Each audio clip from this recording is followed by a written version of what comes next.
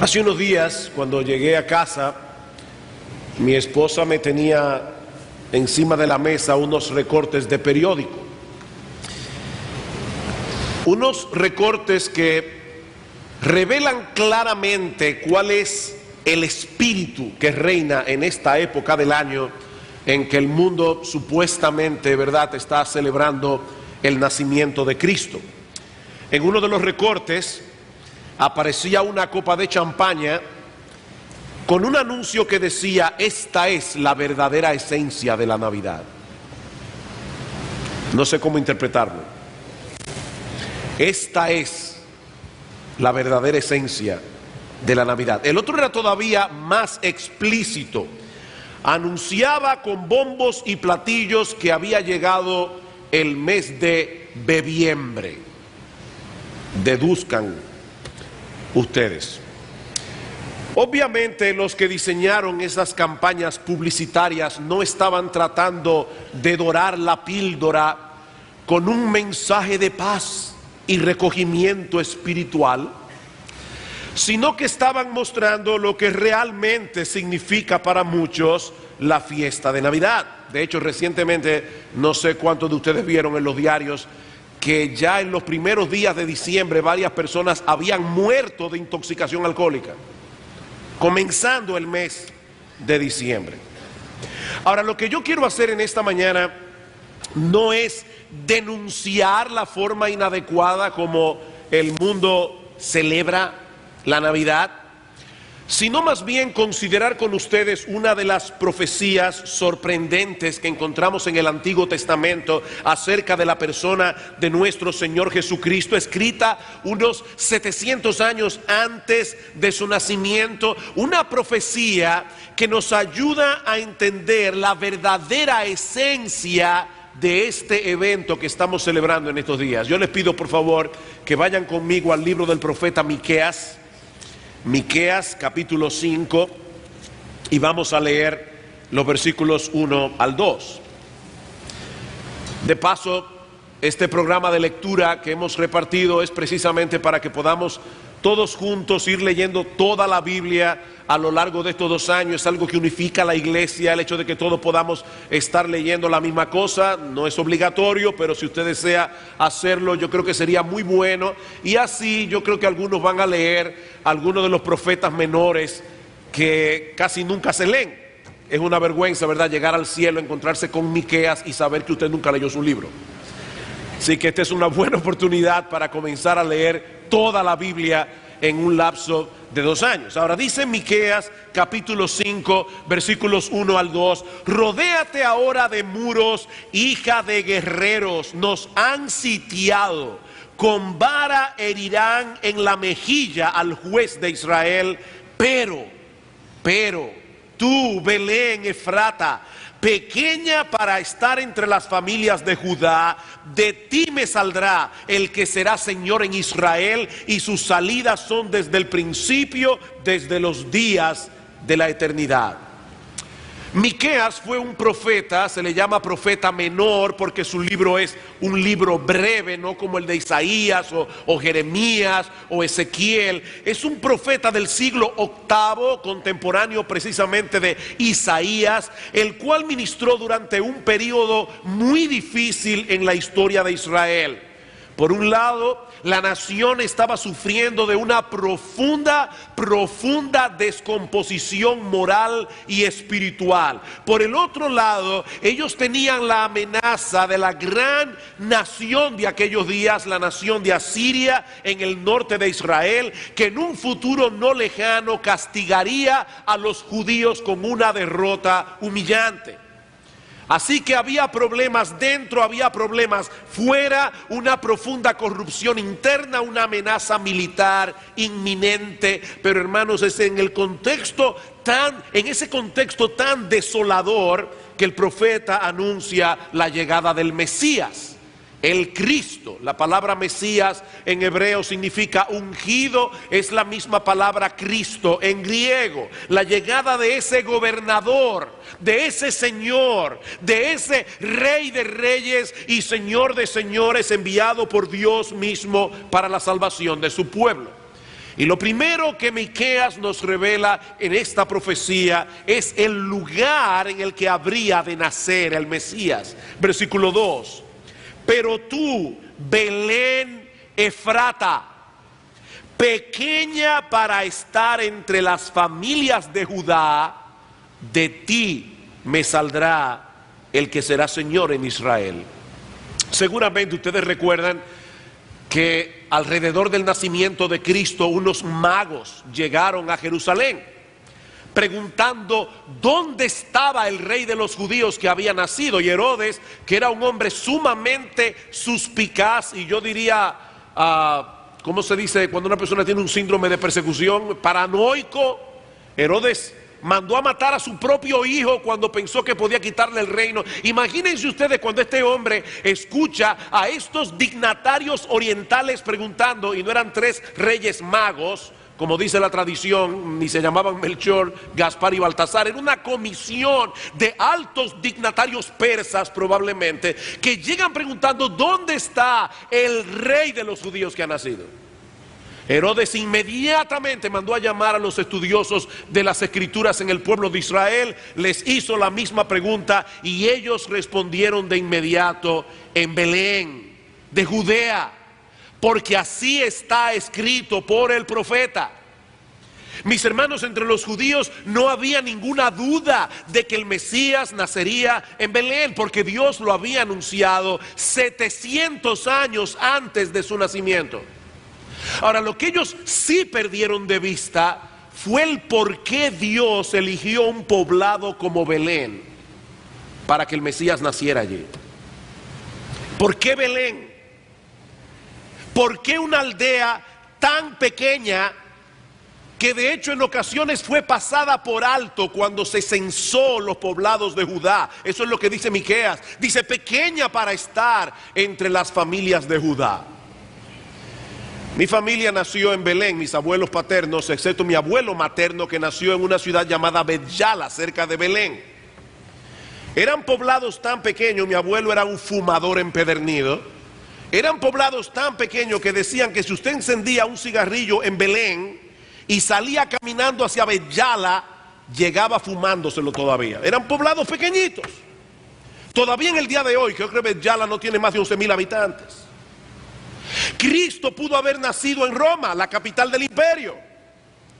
Por lo menos pudo haber nacido en la ciudad de Jerusalén, la ciudad más importante de Israel. Pero Dios escogió una pequeña e insignificante aldea, y dentro de esa aldea un establo para la encarnación de su Hijo, nuestro Señor Jesucristo. Y la pregunta es: ¿por qué? ¿Por qué Jesús tuvo que nacer en un lugar como Belén? Bueno, probablemente por 2 razones. La primera es que Dios siempre suele hacer las cosas de tal manera que su gloria sea exaltada y la soberbia del hombre humillada.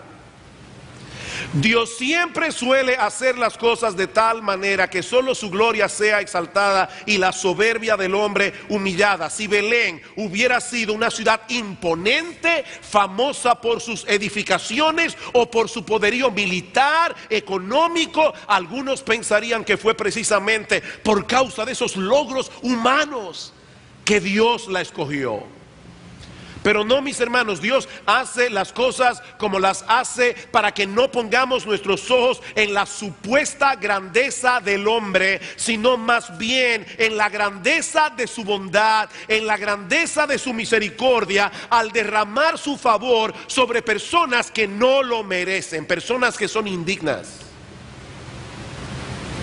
Esa es la enseñanza de Pablo en 1 Corintios 1:26, un pasaje que estudiamos hace unos domingos atrás en la serie que estamos dando regularmente en 1 Corintios. Los creyentes en la iglesia en Corinto estaban divididos entre sí, alineándose en torno a personalidades humanas. Yo soy de Pablo, yo soy de Apolos, yo soy de Cefas.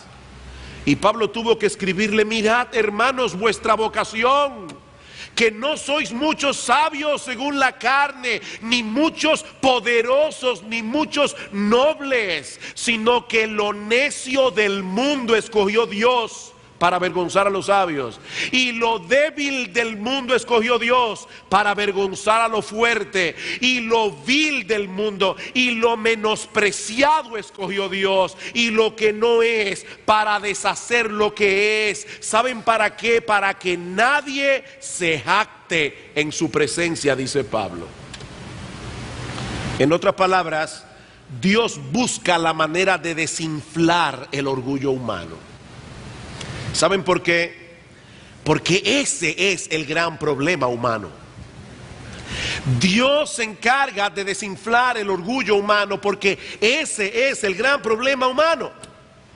La Biblia nos enseña que Dios nos creó para su gloria y para que nosotros nos gozáramos en Dios por siempre. Pero lamentablemente el hombre no permaneció en su condición original. El hombre se rebeló contra su creador. Su rebeldía trajo consigo un sinnúmero de consecuencias terribles para la raza humana. El hombre se convirtió en un enemigo de Dios y en un peligro de sus semejantes. En estos días, cuando pasó la tragedia en Newtown, uno de nuestros periódicos tenía un editorial titulado "La sociedad está enferma". Y yo puedo entender el sentimiento del editorialista. Estaba preguntándose qué es lo que está pasando. Bueno, déjenme proponerles que yo creo que el problema no está en la sociedad. Esa palabra suena demasiado abstracta. No es la sociedad la que está enferma, es el hombre el que está enfermo. Es el hombre que está enfermo. No podemos encontrar ninguna solución a este problema que está viviendo nuestra sociedad, donde ya nadie puede salir a la calle tranquilo si no ponemos el dedo en la llaga, y la llaga es el pecado del hombre. El hombre pecó contra Dios, se rebeló contra Dios, se volvió un ser egoísta, orgulloso, en un ser peligroso para el hombre mismo. Pero ese no es el fin de la historia. Nosotros sabemos que desde el mismo momento en que el pecado entró en el mundo, Dios reveló un plan de salvación con el propósito de revertir los efectos que el pecado había producido en la creación y en el hombre. Y de esa manera hacer una demostración de su gloria mucho más extraordinaria que la que su creación original hubiese podido transmitir. Queridos amigos, amados hermanos, fue para eso que el Hijo de Dios se hizo hombre hace 2000 años atrás. Para restaurar al hombre dañado y convertirlo en el adorador que siempre debió haber sido. Pero para eso el hombre tenía que ser humillado. El hombre tiene que recordar que no es Dios. Solo Dios es Dios. El hombre no es Dios. Y Cristo se introdujo de tal manera en el escenario de la historia en la primera Navidad, para que solo el Dios de gloria recibiera toda la gloria. No había nada extraordinario en la aldea de Belén. No había nada extraordinario en el establo donde María dio a luz. Y ¿saben qué, mis amados hermanos?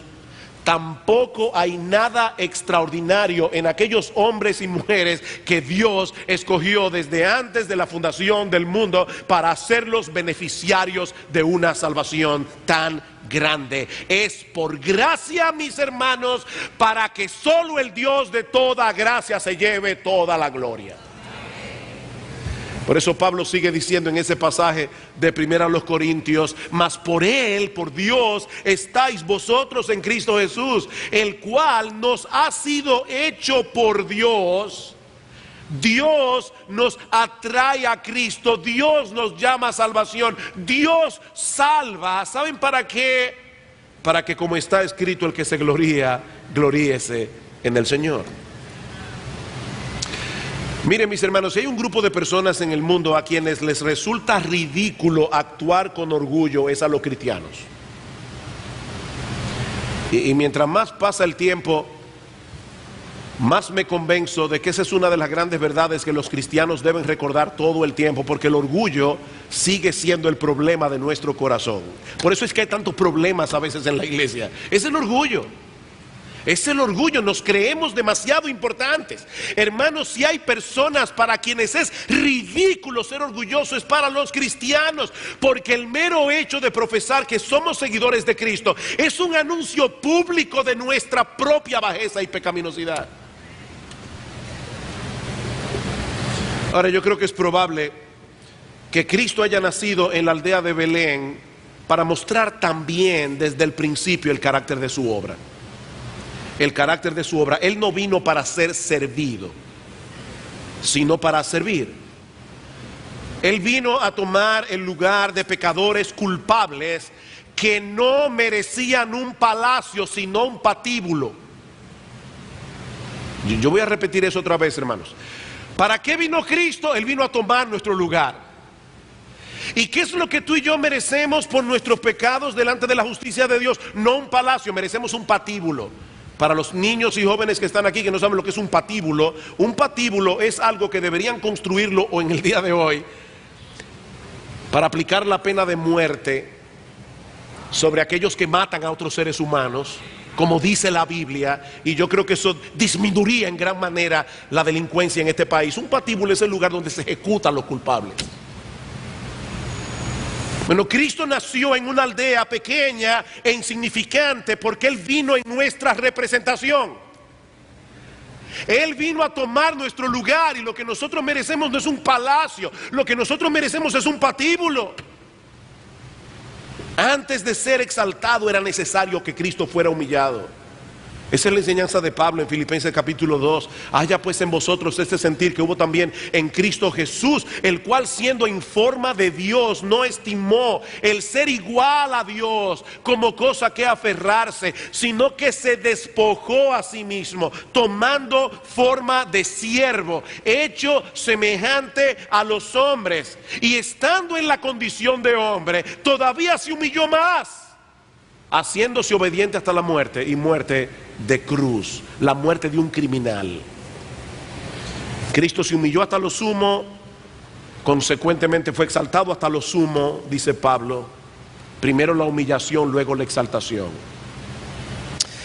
Pero Miqueas no solo profetizó 700 años antes el lugar en el que Cristo habría de nacer para dejar al hombre sin excusa, su palabra está ahí, sino que también profetizó la naturaleza de su gobierno. La naturaleza de su gobierno. Noten una vez más: pero tú, Belén Efrata, pequeña para estar entre las familias de Judá, de ti me saldrá el que será Señor en Israel. Bueno, es obvio que el Mesías prometido viene en calidad de gobernante. De ti me saldrá el que será Señor en Israel. Lo que no es tan obvio en el texto es que Él no viene a gobernar en su propio nombre. Miren, mis hermanos, en la Biblia no hay ninguna palabra de más. La Biblia entera es inspirada por Dios de cabo a rabo, cada palabra. Escuchen el texto otra vez. Allí no dice: Belén Efrata, de ti saldrá el que será Señor en Israel. No, eso no es lo que el texto dice. El texto dice: de ti me saldrá el que será Señor en Israel. En otras palabras, ese que nacerá en ti viene de parte de mí. Ese que nacerá en ti viene de parte de mí, dice Dios.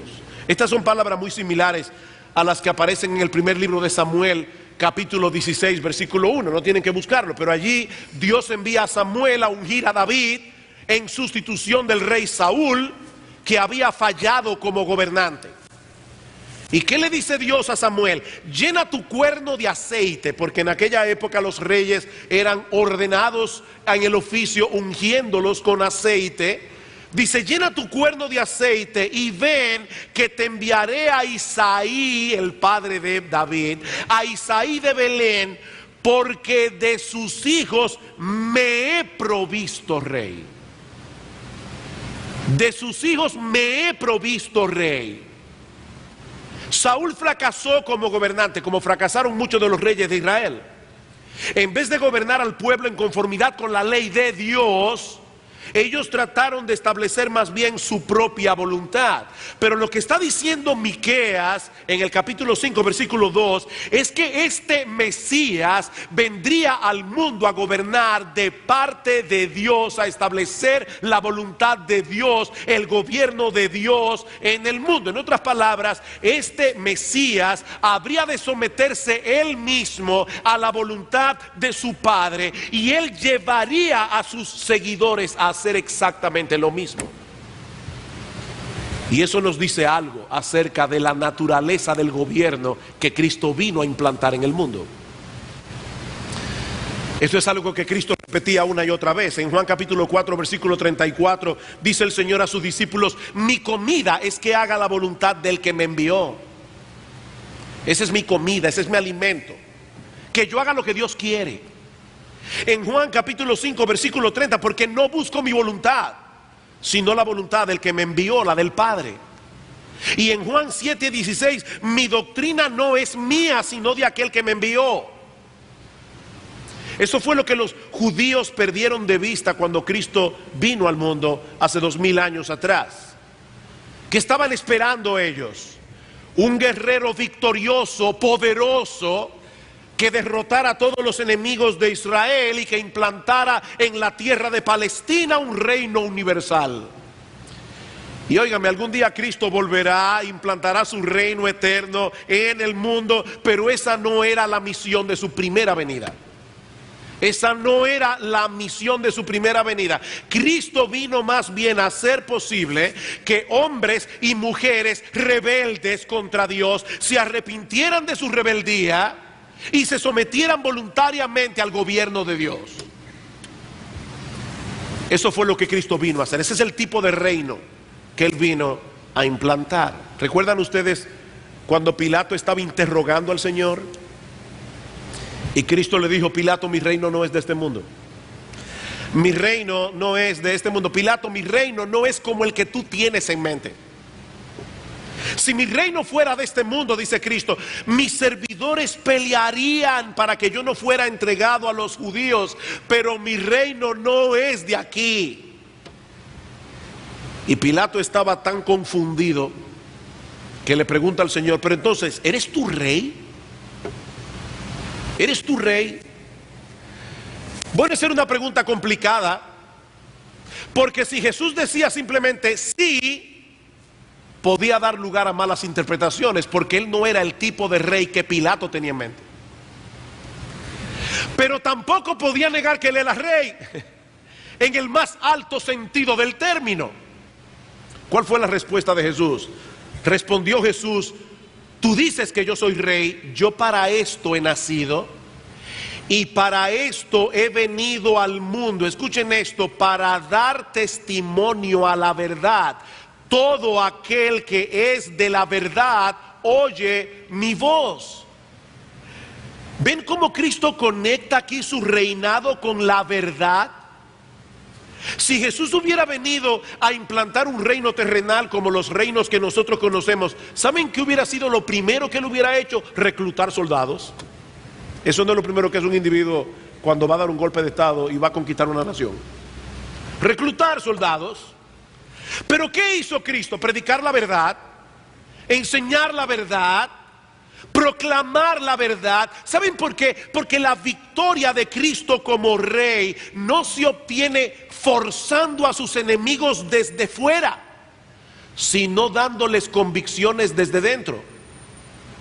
Y su arma de guerra es la verdad. El hombre está lleno de mentiras. El hombre está lleno de confusión.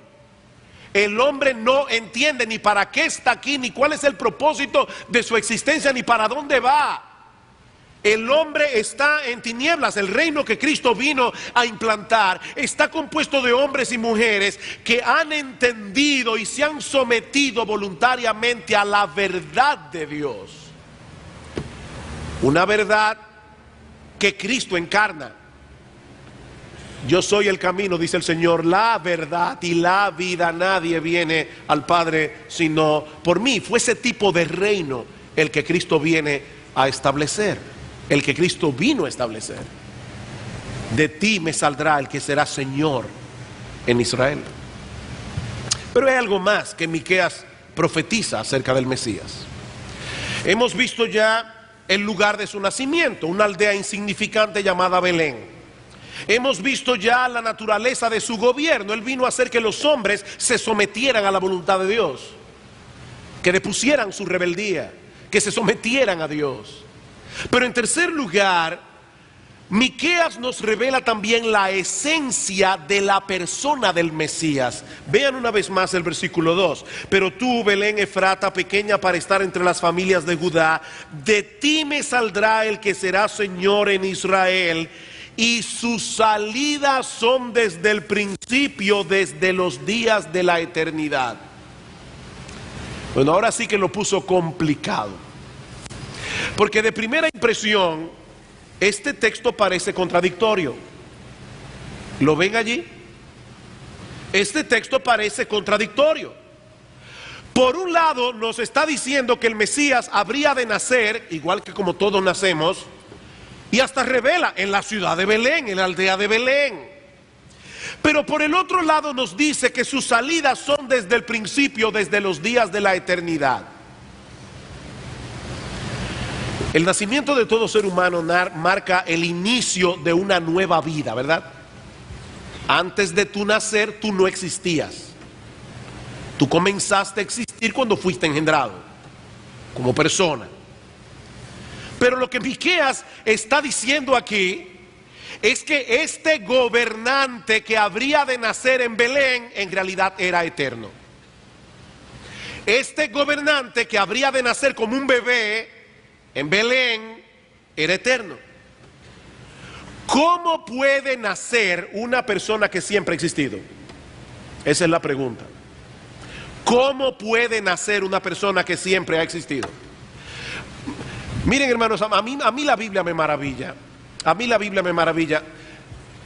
Casi todos estos profetas que profetizaron acerca de Cristo no entendieron lo que estaban escribiendo. Yo estoy seguro que Miqueas no entendió lo que él estaba escribiendo. Seguro completamente. De hecho, el apóstol Pedro dice en 1 de Pedro capítulo 1 que los profetas inquirieron y diligentemente indagaron para poder entender las mismas profecías que ellos estaban profetizando. Ahora ellos fueron inspirados por Dios y ellos no pensaron, ve acá, como que Dios se equivocó aquí. Déjame arreglarlo. No, ellos no arreglaron nada. Ellos escribieron exactamente lo que Dios les pidió que escribieran, aunque no lo entendieran. Y Miqueas dijo hace 700 años antes del nacimiento de Cristo que ese bebé que habría de nacer en Belén Efrata existía desde siempre. Pero no solo eso. Si algo sabían los judíos, es que había un solo ser que existe desde siempre: Dios. Hermanos del sonido, se me está yendo el sonido, ¿verdad que sí? Como que hay un... No, pues es mi oído que se está yendo. Si algo sabían los judíos, es que el único ser eterno que existe es Dios. Dice en Isaías capítulo 40 versículo 28, ¿no has sabido, no has oído que el Dios eterno es Jehová, el cual creó los confines de la tierra? Bueno, pero ahora resulta que ese Dios, el único Dios eterno, está diciendo en Miqueas capítulo 5 versículo 2, de ti me saldrá el que será Señor en Israel. Yo voy a enviar a través de ti a alguien que va a ser Señor en Israel. La pregunta es, ¿ese Mesías que Dios está prometiendo es Dios o fue enviado por Dios? O sea, fíjense lo que estamos diciendo aquí. Este Mesías es eterno, pero van a ser como un bebé. Y Dios dice, soy yo que lo estoy enviando, y el único ser eterno es Dios. La pregunta es, entonces, ¿en qué quedamos? ¿Este Mesías es Dios mismo o es enviado por Dios? Es la misma dificultad que nosotros encontramos en otra profecía navideña. Isaías capítulo 9, versículo 6, hablando acerca del nacimiento de Cristo. Y recuerden que Isaías y Miqueas eran contemporáneos, 700 años antes del nacimiento de Cristo. Isaías no solo profetizó: he aquí una virgen concebirá y dará a luz un niño y llamará su nombre Emanuel, que traducido es Dios con nosotros, Isaías 7:14, sino que también en Isaías 9:6, hablando de ese niño que nacería de una virgen en Belén, dice: porque un niño nos es nacido, un niño, hijo nos es dado, y el principado será sobre su hombro. Él será Señor en Israel. Él viene con autoridad y se llamará su nombre. El nombre de este niño, el nombre de este bebé será llamado Admirable Consejero, Dios Fuerte, Padre Eterno y Príncipe de Paz.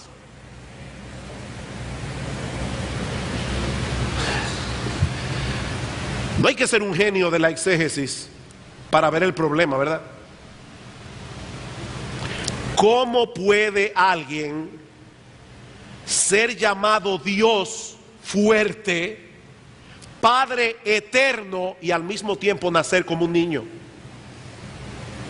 ¿Cómo puede ser posible?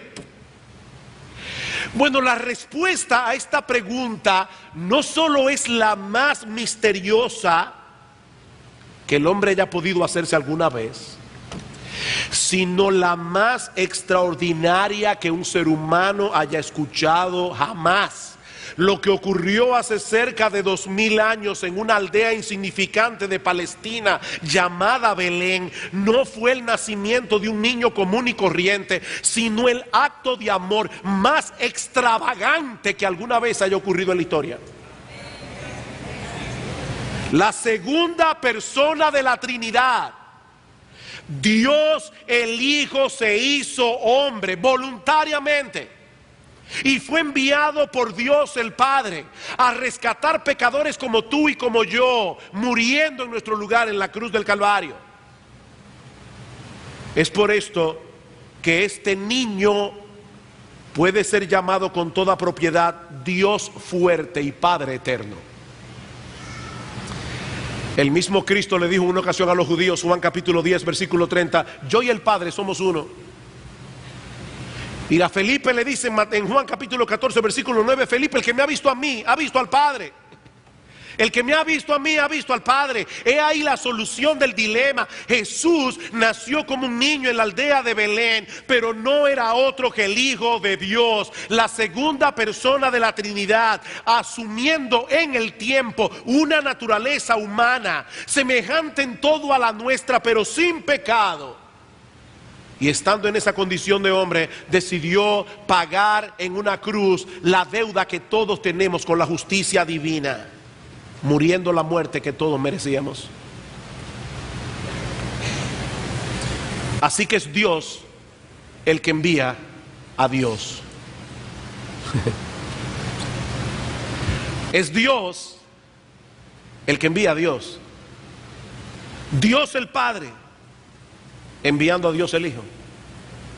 Esa es la enseñanza de Juan en su introducción del Evangelio. En el principio era el Verbo, y el Verbo era con Dios, y el Verbo era Dios. Era con Dios y el Verbo era Dios. Versículo 14, y aquel Verbo fue hecho carne y habitó entre nosotros y vimos su gloria. Gloria como del unigénito del Padre, lleno de gracia y de verdad. Es ese hecho extraordinario el que supuestamente el mundo estará recordando dentro de 2 días. El nacimiento de aquel que vino a redimirnos del pecado para que nosotros pudiésemos cumplir el propósito de nuestra existencia, glorificar a Dios y gozar de Él por siempre. ¿Saben que la Navidad es un recordatorio perenne de que algo anda mal en el mundo? Recuerden eso, hermanos, cada vez que llega la Navidad es un recordatorio de que algo anda mal. Porque en vez de vivir para Dios, el Dios que nos creó, nosotros los seres humanos decidimos vivir para nosotros mismos. Mis hermanos, ¿cómo se supone que deberíamos celebrar el nacimiento de aquel que vino a corregir ese mal? ¿Acaso no es cierto que la Navidad es uno de esos periodos del año en el que más se apela a la codicia, a la soberbia, al orgullo, al egoísmo humano? La gloria de Dios tiene que ver muy poco con esta celebración. Muy poco.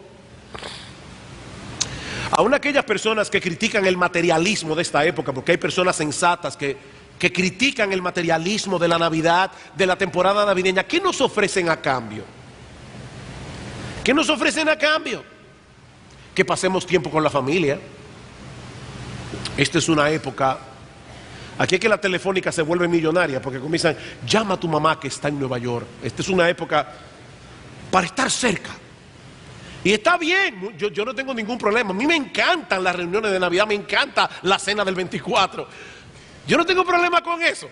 Me encanta comer pastel en hoja, y pastelito, y puerco, porque yo soy naturista. Yo no sé qué puede haber más natural que un puerco. A mí me encanta todo eso, hermano. Yo no estoy criticando eso en sí. Pero esa no es la opción. O que pensemos en los más desposeídos. Y eso está bien. Esto es una época en que nosotros podemos hacer mucho bien. Pero ¿saben qué? Ninguna de esas cosas toca el nervio de la Navidad. ¿Cuál fue el primer himno que se compuso de Navidad? El que cantaron los ángeles en el texto que leyó Lester al principio. Gloria a Dios en las alturas. Y en la tierra paz a los hombres. No a los hombres de buena voluntad, no, a los hombres que por la buena voluntad de Dios reciben la paz que Cristo vino a traer. Pero todo comienza con la gloria de Dios. El foco de la Navidad es la gloria de Dios. Cristo nació para la gloria de Dios. Gloria a Dios en las alturas. Tan pronto nosotros ponemos al hombre en el medio del escenario, ya perdimos el foco. Nosotros no somos los protagonistas de esta historia. El papel protagónico le pertenece únicamente a nuestro Dios, que creó todas las cosas para su gloria. ¿Recuerdan aquella ilustración de Francis Chan que yo di una vez hace meses atrás? El individuo que lo contratan como extra en una película. Y él renta el cine, invita a todos sus familiares y sus amigos para que vean la película en la que él actúa. Y resulta que en la película él sale en una escena un microsegundo y de espalda solamente se le ve la coronilla de la cabeza. Tal vez la mamá lo identifica. Y cuando termina la película, sus amigos le dicen, pero qué estúpido eres. ¿Y quién te dijo a ti que esa película es sobre ti? Bueno, hermanos, esta película no es sobre nosotros. El actor principal, el protagonista de este drama es Dios y su gloria. Pablo dice en Romanos capítulo 3 versículo 23, todos pecamos y nos quedamos cortos de alcanzar el propósito para el cual fuimos creados, la gloria de Dios. El hombre ha decidido vivir para su propia gloria, haciendo su propia voluntad, siguiendo sus propios deseos, completamente al margen de la opinión de Dios. Hace unos años leí una ilustración que puede ayudarnos a entender la magnitud de este problema. El gobierno de los Estados Unidos de Norteamérica invierte mucho tiempo, dinero y esfuerzo para entrenar y equipar sus fuerzas militares. ¿Para qué? Para que protejan a los Estados Unidos de Norteamérica, ¿no es así? Pero imagínense que de repente se descubre que un batallón del ejército norteamericano ha estado usando todos los recursos que el gobierno le provee para proveerle armas a una célula de Al Qaeda y están planificando con ellos un ataque letal a los Estados Unidos de Norteamérica. Pregunta, ¿qué sucedería con los miembros de ese batallón? Bueno, seguramente todos los implicados serían juzgados por alta traición y serían castigados con la pena máxima. Pues ¿saben qué, mis amados hermanos y amigos que están aquí en esta mañana? Eso es exactamente lo que ha hecho el hombre con su hacedor. Dios nos creó y nos equipó para que nosotros pudiésemos vivir para su gloria. Dios nos dio una mente para pensar, Dios nos dio un corazón para sentir, Dios nos dio una voluntad para decidir, Dios nos dio un cuerpo para servirle y una boca para alabarle. Pero el hombre ha corrompido todos esos dones y capacidades, usándolos para su propia gloria y para llevar su propia agenda. ¿Saben lo que es eso, mis amados hermanos? Alta traición, y de la peor clase. Alta traición. Fue precisamente por eso que Cristo vino al mundo. Él vino a buscar y a salvar lo que se había perdido. Él vino a reconciliar al hombre con Dios. Él vino a restaurar nuestras personalidades dañadas por el pecado, para que pudiésemos cumplir, aunque todavía imperfectamente, el propósito para el cual fuimos creados. Cristo se dio a sí mismo, dice Pablo en Tito 2:14. Se dio a sí mismo por nosotros para redimirnos, para comprarnos, para librarnos de toda iniquidad y purificar para sí un pueblo propio, celoso de buenas obras. Esa es la buena noticia que los ángeles proclamaron esa noche. En el texto que Lester leyó: os ha nacido hoy en la ciudad de David un Salvador, que es Cristo el Señor. Es por eso que al pensar en la Navidad, nuestro foco de atención no debe ser el pesebre en la aldea de Belén. No, nuestro foco de atención debe ser el Gólgota en las afueras de Jerusalén. No debe ser el pesebre, es el Gólgota donde Cristo fue crucificado. El pesebre no es un fin en sí mismo. Cristo se hizo hombre para morir. Cristo se hizo hombre para morir. Era la única manera en que Él podía pagar nuestra deuda con la justicia de Dios. La paga del pecado es muerte. Alguien tenía que morir en nuestro lugar, y Dios el Hijo decidió hacerlo Él.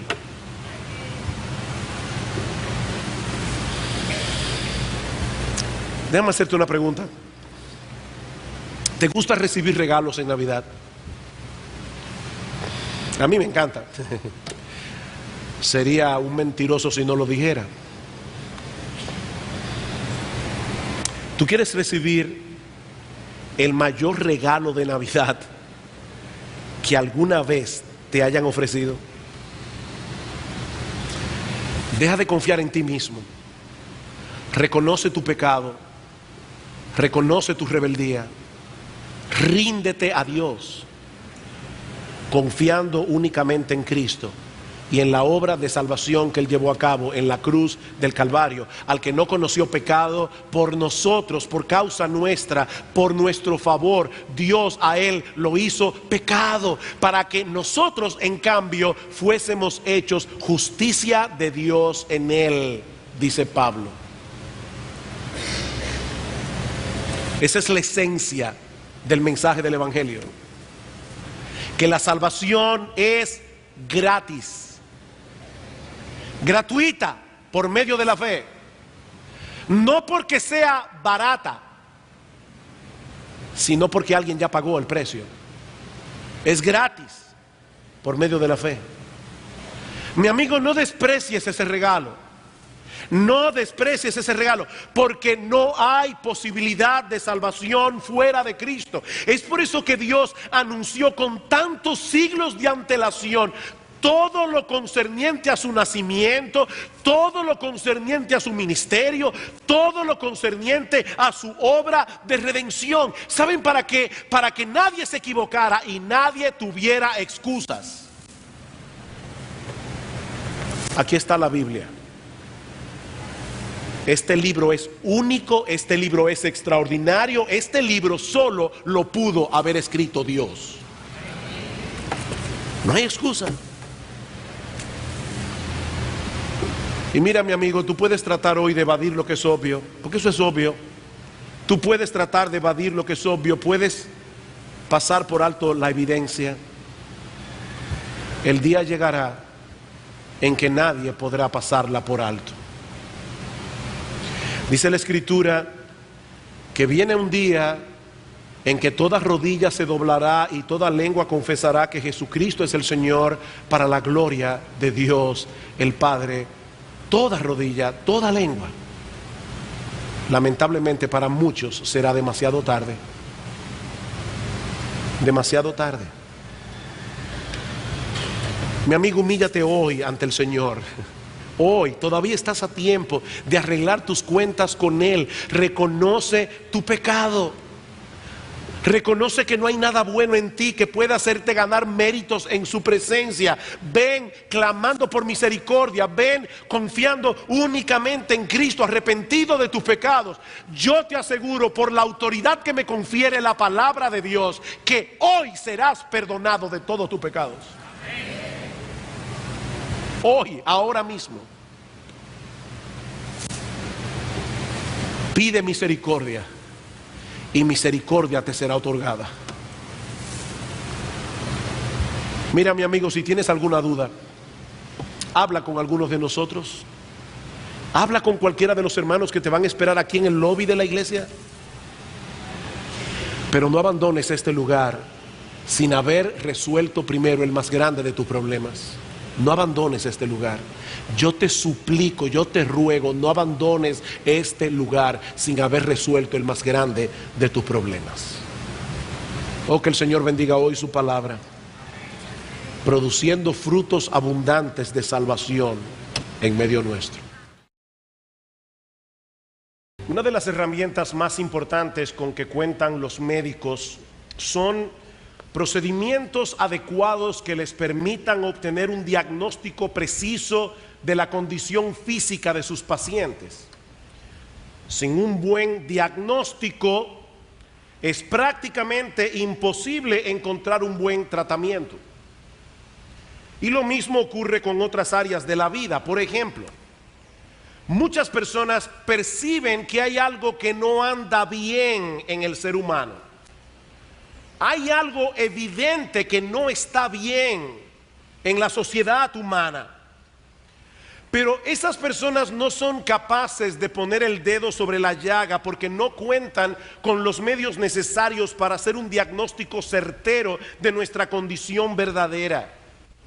Necesitamos algún instrumento apropiado que nos permita diagnosticar el estado en que se encuentra el alma humana. Y entonces buscar una solución que sea adecuada para el problema. Y eso es precisamente lo que yo pretendo hacer en la mañana de hoy al considerar el pasaje de Romanos capítulo 3 que leímos hace un momento. Solo Dios puede hacerle una radiografía al corazón del hombre.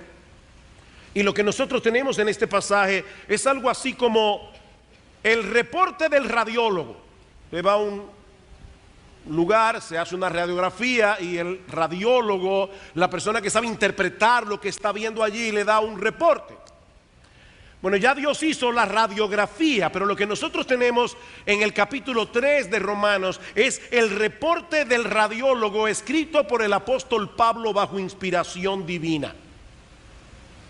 Ahora, yo debo hacer la aclaración de que a pesar de que este es un reporte sumamente negativo, muy negativo, mi propósito en esta mañana no es que salgamos de aquí aplastados, deprimidos, sino más bien llenos de esperanza y sobre todas las cosas abrumados por la grandeza del amor de Dios. Mis hermanos, yo pretendo en esta mañana, y es mi oración por ustedes como creyentes y aún los que están aquí que no conocen al Señor, que nosotros salgamos de este lugar abrumados, sobrecogidos de la grandeza del amor de Dios que proveyó una solución tan extraordinaria al complejo problema humano. Este pasaje de Romanos 3 se encuentra en una amplia sección de la carta que va desde el capítulo 1 hasta el capítulo 11, donde Pablo nos explica con lujos de detalles todos los componentes de la obra salvadora de Cristo, para luego introducir una serie de exhortaciones a partir del capítulo 12. Pablo dice en el capítulo 12 de Romanos: así que, hermanos, por todo lo que yo he dicho ya acerca de la obra salvadora de Cristo, os ruego por las misericordias de Dios que presentéis vuestros cuerpos en sacrificio vivo, santo, agradable a Dios, que es vuestro culto racional. No os conforméis a este siglo, sino transformaos por medio de la renovación de vuestro entendimiento. Es basado en esas misericordias de Dios reveladas en el Evangelio que el apóstol Pablo nos hace este llamado a consagrar por entero nuestra vida al Señor, a continuar siendo transformados por medio de la renovación de nuestro entendimiento. De manera, mis hermanos, que este pasaje de Romanos 3, miembros de Iglesia Bíblica del Señor Jesucristo, escuchen esto con atención. Este pasaje de Romanos capítulo 3 no es parte de un mensaje evangelístico que el apóstol Pablo predicó a un grupo de incrédulos en el siglo primero. Lo que tenemos aquí es un recordatorio a los cristianos, es un recordatorio a los creyentes de la iglesia en Roma y a todos nosotros del estado en que nos encontrábamos cuando Cristo nos rescató. Este reporte radiológico consta de dos partes. La primera contiene dos declaraciones generales acerca de la condición espiritual de la raza humana, versículos 9 y 10, mientras que en los versículos 11 al 18 encontramos 6 manifestaciones específicas de los estragos que el pecado ha causado en el asiento mismo de nuestra personalidad. Veamos entonces en primer lugar las dos declaraciones generales. Romanos capítulo 3 versículo 9, Pablo se pregunta: ¿qué pues? ¿Somos nosotros los judíos mejores que los paganos? ¿Somos nosotros los judíos mejores que el mundo grecorromano a nuestro alrededor? Dice él: en ninguna manera, pues ya hemos acusado a judíos y a gentiles que todos están bajo pecado. Primera declaración: todos están bajo pecado. Noten, mis amados hermanos y amigos que están aquí, que allí no dice simplemente que todos cometemos pecados, como si se tratara de algo incidental en nuestras vidas. Una frase que la gente usa mucho es: bueno, nadie es perfecto. Cuando tú le llamas la atención a alguien, nadie es perfecto. Pero eso no es lo que Pablo está diciendo aquí. Lo que Pablo dice en este pasaje es que todos los seres humanos, sin excepción, nacen bajo pecado. Es decir, están sometidos a una esclavitud. Mis amados hermanos, nosotros pertenecemos a una raza de gente esclavizada al pecado. Por supuesto, el pecador no se ve a sí mismo de ese modo, porque el pecado astutamente opera a través de la propia voluntad del pecador, de manera que el pecador siempre hace lo que él quiere hacer. Cada vez que el pecador actúa de su propia voluntad, y consecuentemente él piensa que es un hombre libre, porque él hace lo que le da la gana. Pero lo que la Biblia enseña es que la voluntad ha sido esclavizada al pecado. Por lo tanto, siempre lo que el pecador quiere hacer está regido por algún principio pecaminoso, aun cuando lucha con el pecado. Un hombre puede decidir no ir a un prostíbulo, por ejemplo, porque quiere cuidar su reputación, porque quiere guardarse de una enfermedad, por muchísimas razones que no son la gloria de Dios. Así que aún el principio que lo mueve a guardarse del adulterio, a guardarse de la fornicación, no es precisamente lo que la Biblia llama una buena obra, como veremos en un momento. Es un principio egoísta el que está funcionando detrás. Consecuentemente, todos tenemos un serio problema legal delante de Dios, porque violamos constantemente su voluntad. Versículo 10, como está escrito: no hay justo ni aún uno. Todos estamos bajo pecado, no hay justo ni aún uno. Ese es el veredicto que ya fue emitido en la Suprema Corte de Justicia del universo. Si usted no lo sabía, hay una Suprema Corte de Justicia en el universo.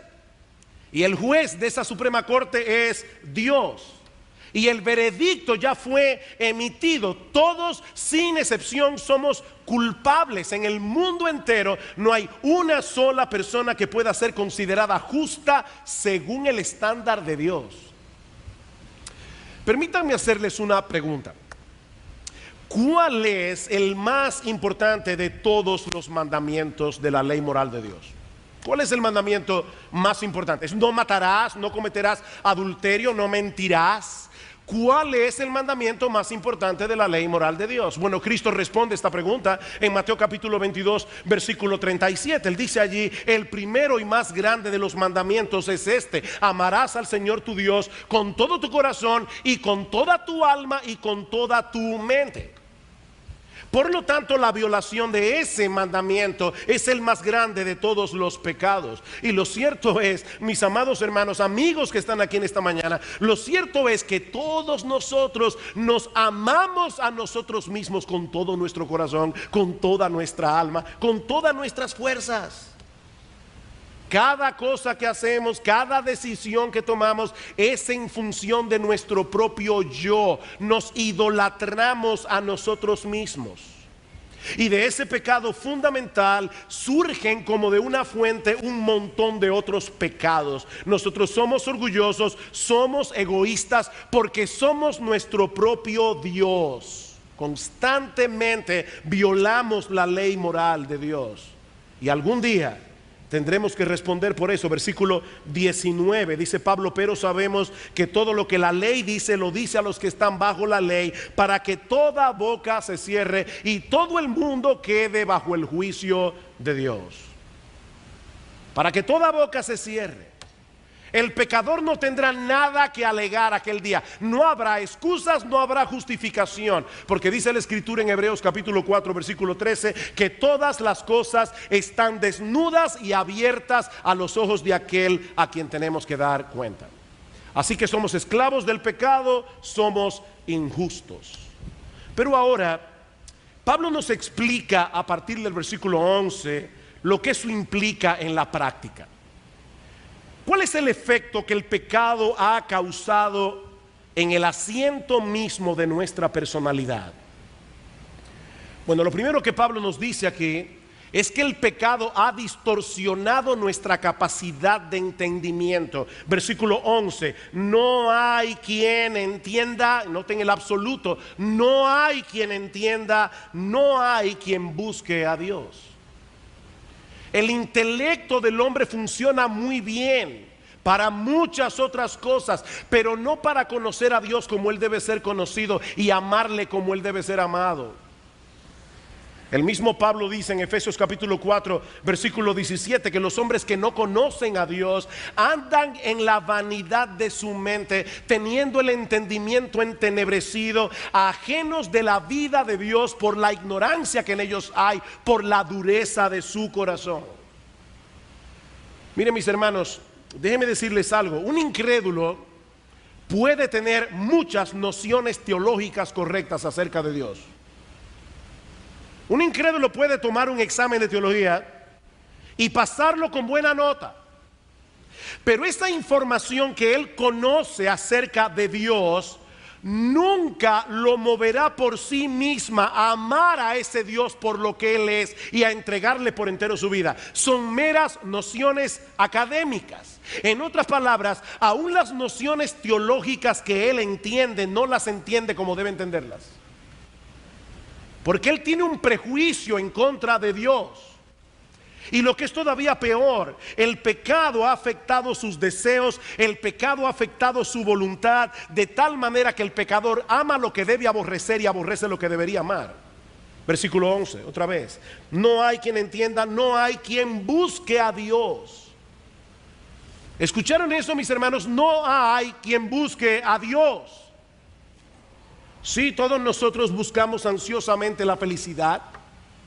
Todos nosotros buscamos ansiosamente darle sentido y propósito a nuestra vida, y hay muchas personas en el planeta Tierra que, movidos por ese anhelo de encontrar la felicidad, de encontrar un propósito a su existencia, deciden alinearse con algún tipo de creencia religiosa. Pero Pablo está diciendo aquí que en el mundo entero no hay una sola persona que naturalmente busque al verdadero Dios. No hay una.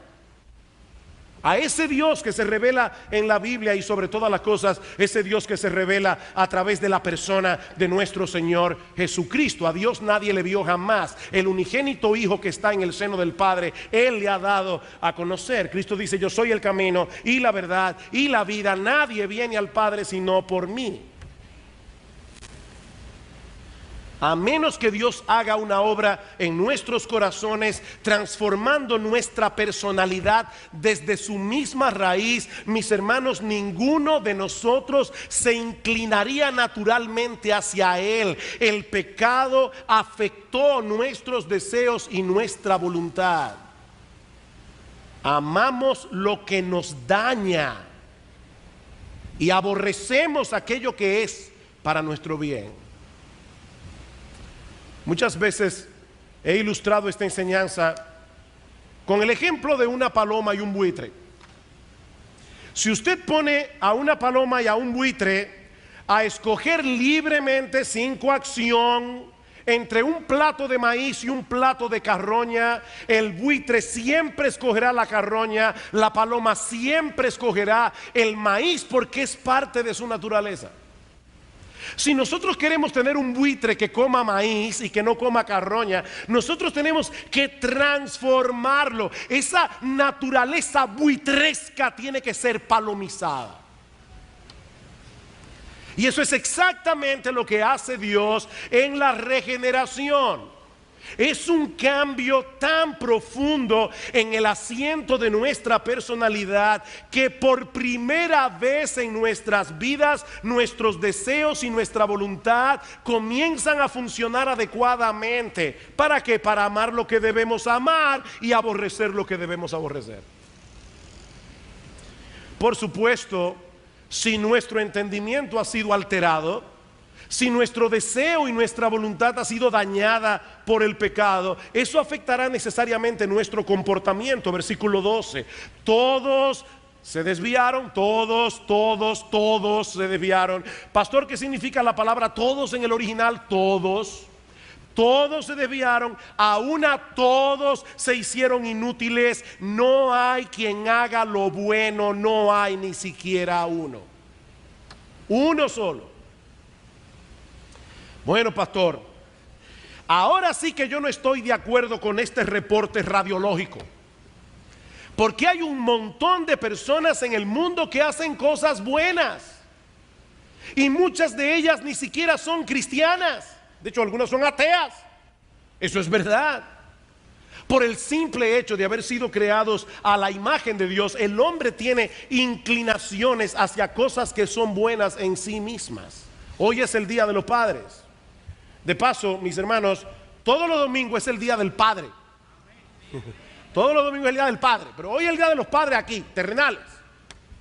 Bueno, en el mundo entero, en sentido general, hay padres que aman a sus hijos y los aman hasta el punto del sacrificio. Hay esposos que se mantienen fieles a sus esposas hasta el fin de sus días. Hay incrédulos que son honestos en sus negocios. Hay incrédulos que se dedican a causas humanitarias, a servicios humanitarios en la Cruz Roja y en muchos otros lugares, los Médicos Sin Fronteras. Y pudiera citar muchísimas cosas más.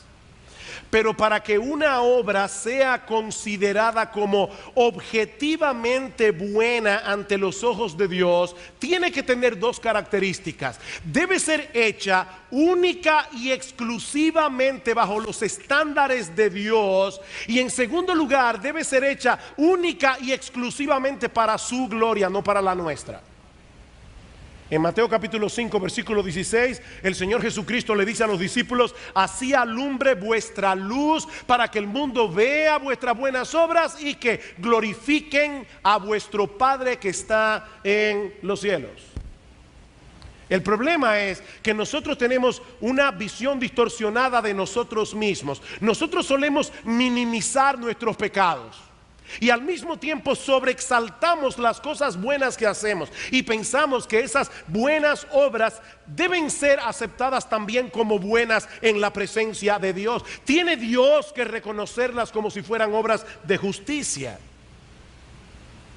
Pero ¿saben qué, mis amados hermanos, amigos que están aquí en esta mañana? Hay una diferencia abismal entre el concepto que Dios tiene de justicia y el que nosotros tenemos.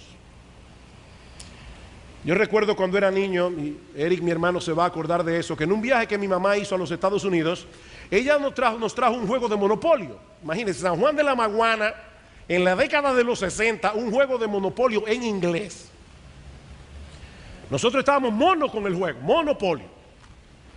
Y ese verano nos pasamos horas y horas y horas jugando Monopolio, vendiendo propiedades, ganando dinero, perdiendo dinero. Ahora imagínense por un momento que un individuo por alguna razón de repente pierde el contacto con la realidad y comienza a creer que esos negocios son reales.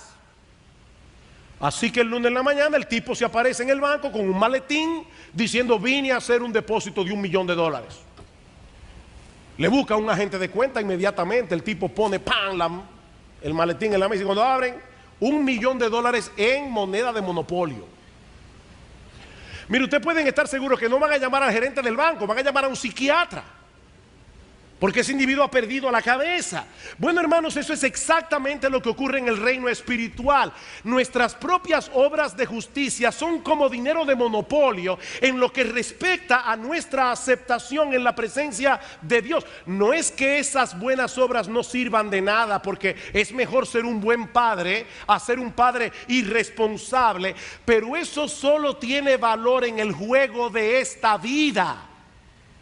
En el juego de esta vida, en el banco celestial, la única moneda que realmente tiene peso, la única moneda que realmente tiene valor es la justicia perfecta de nuestro Señor Jesucristo. Todo lo demás es papel inservible como moneda de monopolio. Dice en Isaías capítulo 64 versículo 6: todos nosotros somos como suciedad, todas nuestras justicias son como trapo de inmundicia delante de Dios. Ustedes recuerdan, madres, las que no criaron en esta época, cuando teníamos que usar pañales de tela y se juntaban los pañales de tela a veces con todo lo que los pañales suelen tener. Y si usted dejaba eso por un rato, acumulándose ahí algunas horas, y sobre todo con el calor de República Dominicana, el olor que eso emana es insoportable. Bueno, lo que Isaías está diciendo es que cuando Dios huele nuestras obras de justicia, a Él le huele a lo mismo. Son como un trapo de inmundicia delante de Él. Así que no hay justo ni aún uno, no hay quien entienda, no hay quien busque a Dios, no hay quien haga lo bueno, no hay ni siquiera uno. Pero el reporte radiológico no ha terminado. Versículo 13: sepulcro abierto es su garganta, con su lengua engañan, veneno de áspides hay debajo de sus labios, su boca está llena de maldición y de amargura. La Biblia dice que de la abundancia del corazón habla la boca. Mateo capítulo 12 versículo 34. Si tú llenas un vaso de agua hasta rebosar, lo que va a salir hacia afuera no es jugo de naranja. Y lo que Pablo nos dice aquí es que nuestras conversaciones, lo que nosotros hablamos, lo que el hombre suele hablar en sentido general, revelan cosas muy preocupantes de lo que hay en el corazón del hombre. Alguien parafraseó este pasaje con las siguientes palabras: su lengua está llena de fraude, sus labios están manchados con veneno, su boca está llena de hiel, su lengua es una espada para atravesar a los hombres y su garganta un sepulcro donde los entierra. Yo les decía que el reporte no era muy agradable de leer. Miren, mis hermanos, si hay algo que refleja el carácter perverso y contradictorio del hombre, su hablar. Por eso es que cuando Isaías, en Isaías capítulo 6, versículo 5, vio la gloria de Dios, lo primero que Isaías exclamó fue: ay de mí, que siendo hombre inmundo de labios y habitando en medio de un pueblo que tiene labios inmundos, han visto mis ojos al Rey. Los primeros pecados que vinieron a la mente de Isaías fueron los pecados de la lengua. Ahora, ¿por qué yo digo que esto revela el carácter contradictorio del hombre? Piensen en esto. A la mayoría de las personas que yo conozco, si no a todas, les molesta profundamente que les mientan.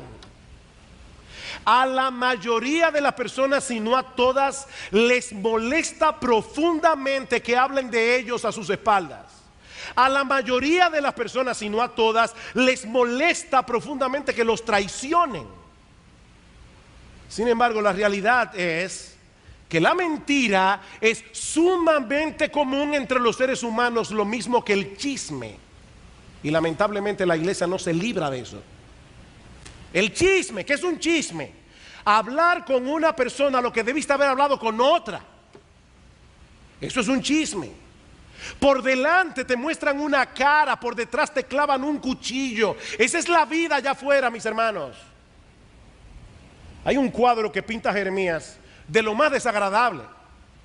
Dice Jeremías en Jeremías capítulo 9: hicieron que su lengua lanzara mentira como un arco, no se fortalecieron para la verdad en la tierra, porque de mal en mal procedieron y me han desconocido, dice el Señor. Guárdese cada uno de su compañero y en ningún hermano tenga confianza, porque todo hermano engaña con falacia y todo compañero anda calumniando y cada uno engaña a su compañero y ninguno habla verdad. Acostumbraron su lengua a hablar mentira. Y a veces es increíble, porque uno está con una persona, lo llaman por el celular y él está con uno ahí. Ah, sí, sí, fulano, estoy en la oficina ahora mismo recogiendo los papeles para enviártelo. Y después esa persona quiere que tú confíes en ella. Lo grande es que si esa persona se entera que alguien le hace lo mismo, a él le molesta. Es que somos un manojo de contradicción. ¿Saben qué, mis hermanos? El mundo es un lugar peligroso en el cual vivir, porque el ser humano es chismoso y es engañador. El mundo es un lugar peligroso. En el momento en que menos te lo esperas, te enteras de alguien en quien tú confiabas que estaba hablando mal de ti a tus espaldas. En el momento que menos te lo esperas. Si tú no has pasado por esa experiencia, por favor dame la dirección de donde que tú vives. Y eso nos hiere profundamente. Ahora, ¿saben qué? Deberíamos comenzar a examinar nuestros propios corazones.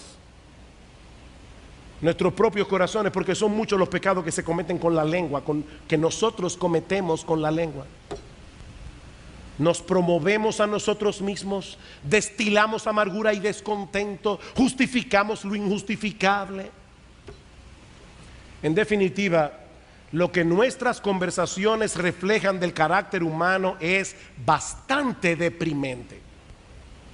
Por supuesto, esto revela otro aspecto más profundo, y es que el pecado ha dañado profundamente nuestras relaciones interpersonales. Versículo 15: sus pies se apresuran para derramar sangre, quebranto y desventura hay en sus caminos y no conocieron camino de paz. Bueno, pastor, ahora sí llegamos a una característica, a un aspecto que no se aplica a mí. Yo no soy esa persona derramadora de sangre que Pablo está describiendo en este pasaje. ¿De verdad que no? ¿Eso es lo que tú piensas acerca de ti mismo? ¿Tú crees que porque nunca has cometido literalmente un homicidio, estás libre de la violencia que Pablo describe en este pasaje? Porque eso mismo pensaban los judíos en el tiempo del Señor. Escuchen lo que dice Cristo en Mateo capítulo 5 versículo 21. Oísteis que fue dicho a los antiguos: no matarás, y cualquiera que matare será culpable de juicio. Pero yo os digo que cualquiera que se enoje contra su hermano será culpable de juicio, y cualquiera que diga necio a su hermano será culpable ante el concilio, y cualquiera que le diga fatuo o racá en arameo, cualquiera que le diga imbécil, bueno para nada, cabeza hueca, estúpido, quedará expuesto al infierno de fuego. En otras palabras, a los ojos de Dios, un corazón airado que usa expresiones hirientes, denigrantes, irónicas para descargar su ira es un corazón homicida. Así es como Dios lo ve, no como tú lo ves, es como Dios lo ve. Como bien ha dicho alguien, si bien es cierto que el acto homicida es más serio que el deseo es de la misma naturaleza que el acto. Cuando tú vas manejando tu carro y de repente se te mete un individuo en vía contraria para ahorrarse un tramo y te pasa así fugazmente por la cabeza: ay, si yo andara con un Gredar. ¿De verdad que eso no se aplica a ti? Y finalmente, Pablo concluye este diagnóstico con la declaración más abarcadora de todas, versículo 18: no hay temor de Dios delante de sus ojos. ¿Cuál es el problema humano? No hay temor de Dios delante de sus ojos. Es terrible que el pecado haya dañado tan profundamente las relaciones humanas, pero lo más terrible del pecado es la forma como ha dañado nuestra relación con Dios. La Biblia dice en Proverbios capítulo 1 versículo 7 que el temor del Señor es el principio de la sabiduría, es el ABC de la sabiduría. Nosotros comenzamos a ser sabios en el mismo momento en que comenzamos a tener temor de Dios. Toda nuestra vida está al garete hasta que aprendamos quién es Dios y comencemos a vivir en consecuencia de quién es Él. ¿De qué se trata este temor a Dios? Bueno, ese temor puede ser descrito como la reverencia que nosotros deberíamos experimentar al estar delante de un Dios como el que la Biblia describe. Incluso pudiéramos decir que ese temor incluye el terror que los pecadores deberían sentir al estar enemistados con un Dios todopoderoso. Reverencia, temor. De manera que lo que Pablo está diciendo en este pasaje es que el gran problema del hombre es que él ha tomado la decisión voluntaria de vivir su vida de espaldas a Dios, como si lo que Dios pensara acerca de las cosas no tuviera la menor importancia. No hay temor de Dios. Miren, mis hermanos, si nosotros tuviéramos que resumir en una sola frase,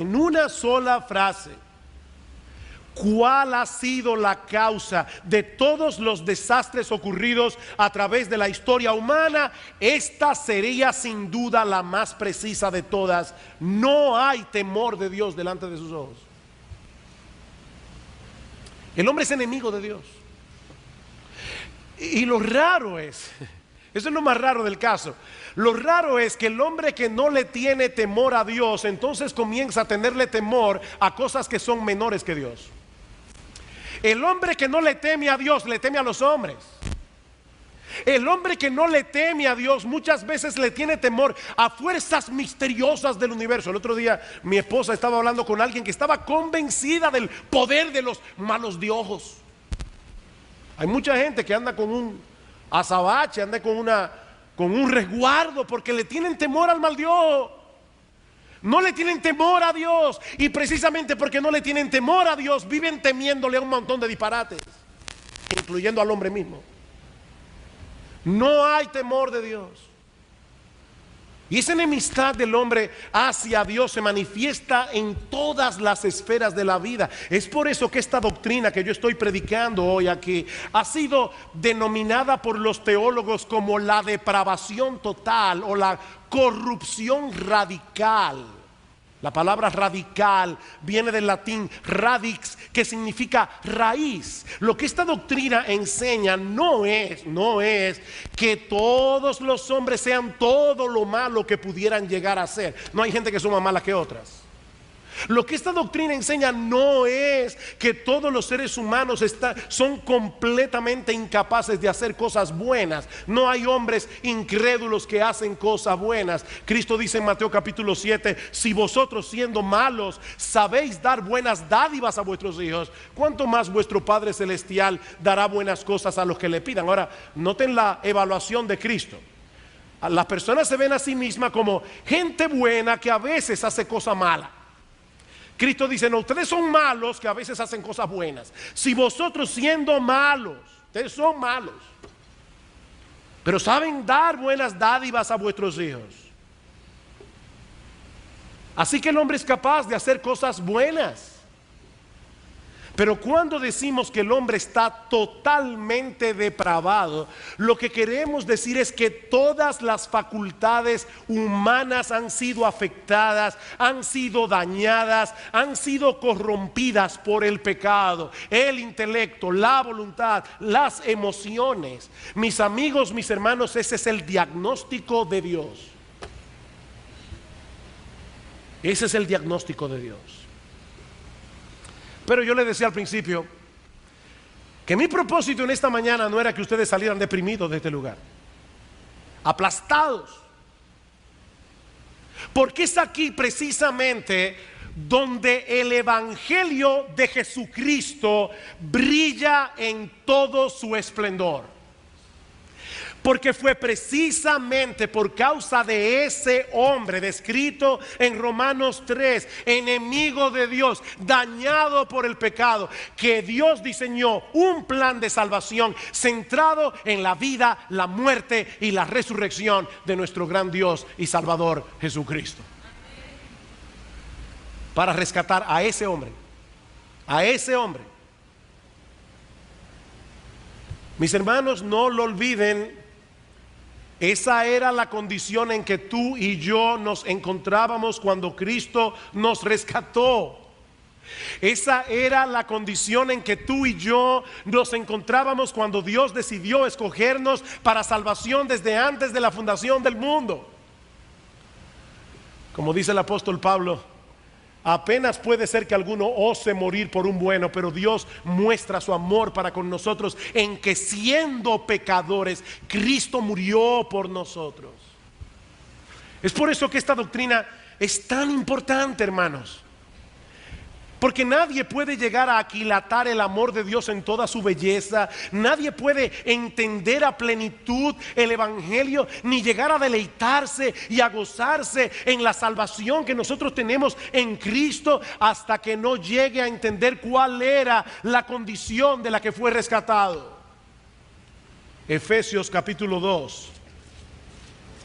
Carta de Pablo a los Efesios capítulo 2. Qué pasaje tan glorioso. Pablo dice, y Él os dio vida a vosotros cuando estabais muertos. El mensaje de esta mañana se titula gravemente enfermo o espiritualmente muerto. Bueno, lo que Pablo dice aquí, Él os dio vida a vosotros cuando estabais agonizando. No, cuando estabais muertos en vuestros delitos y pecados, en los cuales anduvisteis en otro tiempo, siguiendo la corriente de este mundo, conforme al príncipe de la potestad del aire, el espíritu que ahora opera en los hijos de desobediencia, entre los cuales también todos nosotros, dice Pablo, vivimos en otro tiempo en los deseos de nuestra carne, haciendo la voluntad de la carne y de los pensamientos, y éramos por naturaleza hijos de ira, lo mismo que los demás. Pero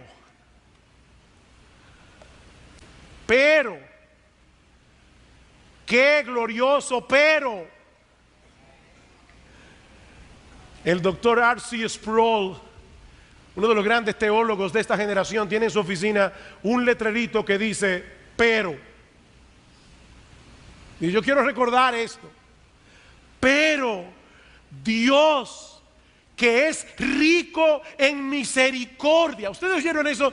Dios es rico en misericordia por su gran amor con que nos amó. Aún estando nosotros muertos en nuestros delitos y pecados, nos dio vida juntamente con Cristo. Por gracia sois salvos, y juntamente con Él nos resucitó y asimismo nos hizo sentar en los lugares celestiales con Cristo Jesús. ¿Saben para qué? Para mostrar en los siglos venideros las abundantes riquezas de su gracia en su bondad para con nosotros en Cristo Jesús, Señor nuestro. Glorias, glorias, glorias y aleluya sean dadas a nuestro Dios.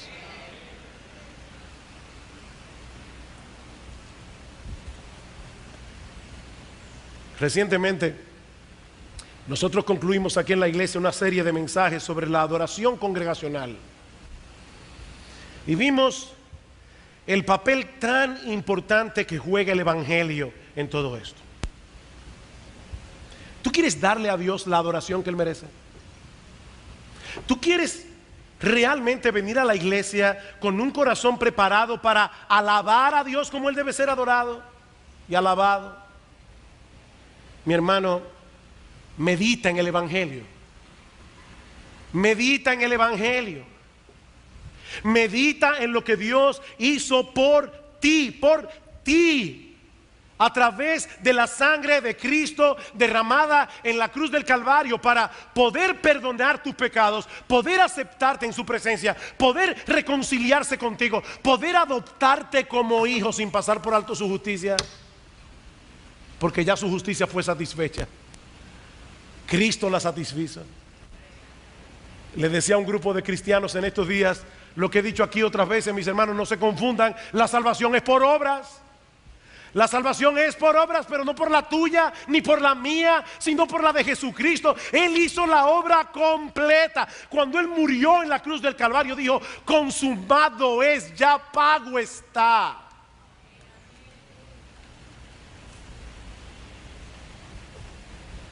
Eras enemigo de Dios, estabas muerto en tus delitos y pecados, pero Él decidió rescatarte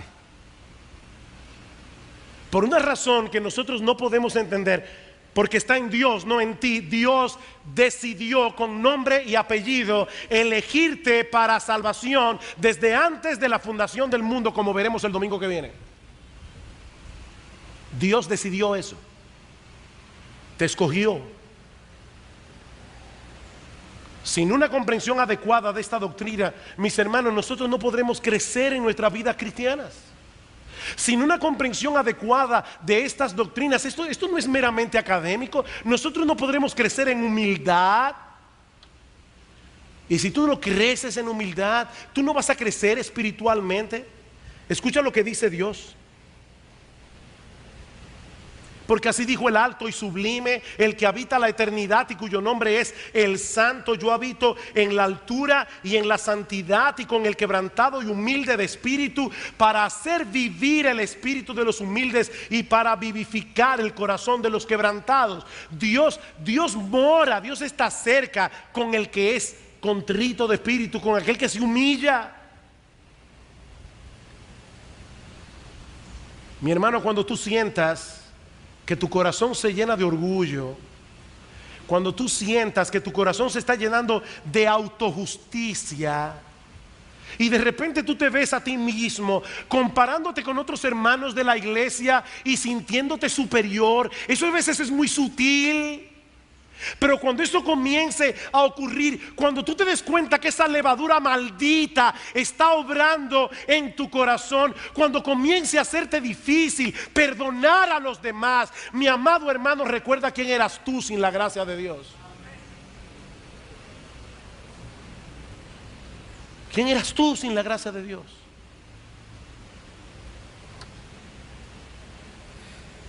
Y si tú estás aquí sin Cristo, si tú nunca has venido a Él reconociendo que esta radiografía que nosotros hemos considerado hoy es un cuadro preciso de tu propia condición delante de Dios, mi amigo, yo quiero poner delante de ti la invitación del Evangelio. Es obvio, por lo que nosotros hemos visto aquí, que ningún ser humano tiene la capacidad de salvarse a sí mismo. Es obvio. Un muerto no puede darse vida a sí mismo. Un pecador no puede darse a sí mismo un veredicto de no culpabilidad. Eso solamente lo puede hacer Dios en su corte celestial. Pero ¿sabes cuál es el medio que Dios usa para obrar en el corazón humano? En ese corazón muerto, en ese corazón que nada puede hacer. ¿Sabes cuál es la obra, el medio, el instrumento que Dios usa para hacer esa obra en el corazón? La proclamación de las verdades que tú has escuchado hoy. Ningún ser humano procurará ser salvado hasta que descubra su propia impotencia para salvarse. Ningún ser humano clamará para ser salvado hasta que descubra su propia impotencia. ¿Saben qué? Esa es la gran diferencia entre el cristianismo y todas las demás religiones. La gran diferencia. Todas las religiones del mundo te dicen lo que debes hacer para alcanzar el favor de Dios. El cristianismo te anuncia lo que ya Dios hizo en Cristo para mostrarle su favor a personas que no merecían ser salvadas. Yo no vine aquí a proclamarte lo que tú debes hacer. Lo que te estoy anunciando con gozo, con alegría en el corazón, es lo que ya Dios hizo en Cristo. Mi amigo, esa es la oferta del Evangelio. Hay perdón en Cristo para todo aquel que se arrepiente de sus pecados, para todo aquel que descansa únicamente en la gracia de Cristo, en la justicia de Cristo, en la muerte de Cristo en la cruz. Sí tenemos un gravísimo problema, pero Dios envió para resolverlo un grandísimo Salvador. Ven a Cristo hoy, mi amigo. Pídele a Él que te salve. Pídeselo a Él que transforme tu corazón. Pídele incluso que te haga percibir tu impotencia. Allí donde estás sentado, pídele que te haga percibir lo horrendo de tu pecado, porque dice la Escritura que Dios no desprecia al corazón contrito y humillado, y que ningún ser humano que venga a Cristo clamando por misericordia será desechado. Ven a Cristo hoy y serás salvo.